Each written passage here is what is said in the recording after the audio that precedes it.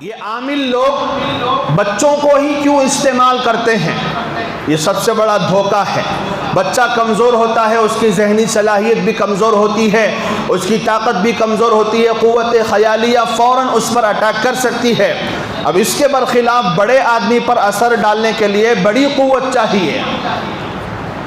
جتنی عمر بڑھتی جائے گی اتنی طاقت لگے گی، قوت خیالیہ کو اتنا اسٹرانگ بنانا پڑے گا، اتنا مضبوط بنانا پڑے گا۔ اس لیے افلاطون جیسے لوگوں کی قوت اور طاقت درکار ہوتی ہے۔ اتنی بڑی قوت ان عاملین بیچاروں کے پاس کہاں سے ہوگی؟ لہذا بچوں کا استعمال کرتے ہیں، اور ان بچوں کا استعمال کر کے لوگوں کو بہکاتے ہیں کہ حضرت آ رہے ہیں، موکل آ رہے ہیں، فلاں فلاں یوں فرما رہے ہیں۔ عوام لوگ ان کے پاس جا جا کر ان کی باتوں سے بہک جاتے ہیں اور یقین کر لیتے کہ ہاں ضرور کوئی بات ہے۔ میرے بھائیوں، صرف جنات ہی ہے، شیاطین ہی ہیں، اس کے علاوہ دوسری تیسری کوئی چیز نہیں۔ تین مخلوق کا ذکر قرآن میں ہے: انسان، فرشتہ، جنات۔ جنات شیاطین دونوں ایک ہی، 2 in 1۔ جنات اور شیاطین دونوں ایک ہی ہیں، نام الگ الگ ہیں۔ اس میں اچھے بھی ہوتے ہیں، برے بھی ہوتے ہیں۔ جو برے ہوتے ہیں کافر جنات ہوتے ہیں، شرک کرنے والے، کفر کرنے والے، وہ انسانوں کو تھوڑا پریشان کرتے ہیں۔ ان کا علاج بھی اللہ نے قرآن میں رکھا ہے، حدیثوں میں نبی پاک صلی اللہ علیہ وسلم نے صراحت کے ساتھ بیان کر دیا ہے۔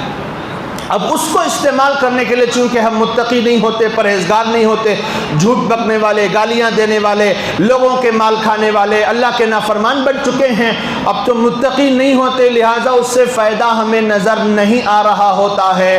کہاں چلے جاتے ہیں؟ چور عاملوں کے پاس چلے جاتے ہیں۔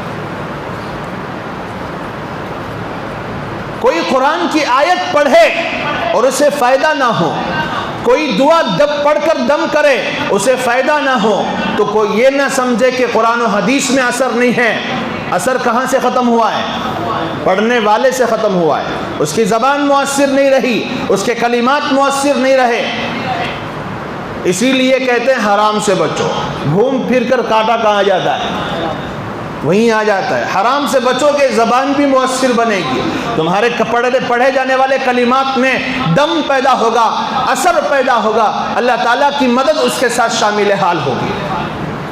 اب پیٹ میں حرام کے لقمے جا رہے ہیں، روٹی حرام کی جا رہی ہے، کھانا حرام کا جا رہا ہے، اور جسم پر لباس حرام کے پیسوں کا بنا ہوا ہے، ہاتھ اٹھا کے دعا کر رہا، اے اللہ میری دعا قبول فرما۔ حدیث میں آتا ہے فلا یستجاب لک، ایسے لوگوں کی دعا قبول نہیں ہوتی، جن کا کھانا حرام، جن کا پینا حرام، اور جن کا پہننا اوڑھنا حرام، غذیہ بالحرام، جن کی غذا حرام، ایسے لوگوں کی دعا قبول ہی نہیں ہوتی۔ اثر دینے والا کون ہے؟ آپ جو بھی پڑھیں گے، آپ جو بھی دعا کریں گے، اس میں اثر کون دے گا؟ اللہ دے گا۔ تو اللہ نے خود کہہ دیا ہے جو جو یہ کام کرے گا میں اس کا اثر چھین لوں گا، میں اس کی دعا قبول نہیں کروں گا۔ مطلب کیا؟ سب ختم۔ تم 1000 بار میں 1,00,000 بار کسی چیز کا ورد کرو، کسی چیز کا ذکر کرو، کوئی فائدہ نہیں ہوگا۔ صرف اس کے ذریعے سے لوگوں کو دھوکہ دے سکتے ہو، اس کے علاوہ کچھ نہیں ہوگا۔ تو مین چیز حرام سے بچنا۔ تجارت میں، ملازمت میں، فیکٹریوں میں، کارخانوں میں جھوٹ سے بچو، حرام سے بچو۔ یہ وہ چیز ہے، اگر ایک مرتبہ آپ کو اس پاور کا اندازہ ہو گیا، خدا کی قسم کوئی پھر حرام کے قریب نہیں جائے گا۔